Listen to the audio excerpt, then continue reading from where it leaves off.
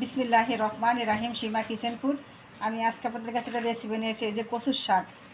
এখানে আমি এই যে কচুর শাক নিয়েছি, কচুর ডাঁটি সহকারে আমি আজকে চিংড়ি মাছ দিয়ে রান্না করুন। এই যে চিংড়ি মাছ নিয়েছি, কুচা কুচা চিংড়ি নিয়েছি আমি। এই যে কচুর শাক দেখুন আমি কীভাবে রান্না করব। তাই প্রথমে আমি কচুর শাকের থেকে রসুন বেশি করে দিতে হয়।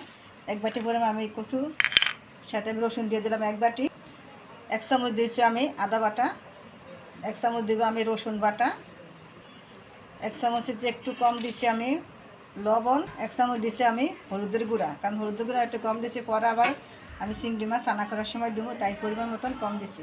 তো এখন আমি চুলাতে বসাই দেব। তো দেখুন এই যে আমার শাকটা, দেখুন তো দেখুন এই যে আমার কচু শাকটা হয়ে গেছে।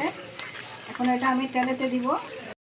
তো আমি এখানে কিছু পরিমাণে তেল দিছি, তেলে আমি দেবো 1 বাটি পরিমাণে পেঁয়াজ, রসুনটা ভাজা ভাজা হয়েছে, একটু দেবো আমি 1 বাটি পরিমাণে পেঁয়াজ চোখা।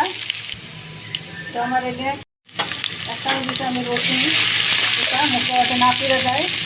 দিকে একটু পানি, 1 চামচ দিব আমি আদা বাটা, 1/2 চামচ দিব আমি হলুদের গুঁড়া, কারণ আমি ওই সময় যদি হলুদের গুঁড়া দিচ্ছি কচুর শাকের গুঁড়া। 1/2 চামচ দিব আমি মরিচের গুঁড়া। তো আমার মশলাগুলো কষানো হয়ে গেছে, এখন আমি দিয়ে দেবো চিংড়ি মাছগুলো। তো আমি পরিমাণ মতন দিব আমি লবণ।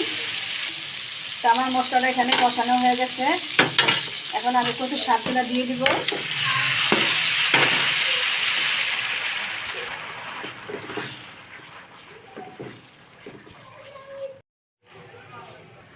তো আমার এই যে কচুর শাকটা হয়ে গেছে। আপনারা আমার মতন এইভাবে রান্না করে খেয়ে আমাকে কমেন্ট করুন।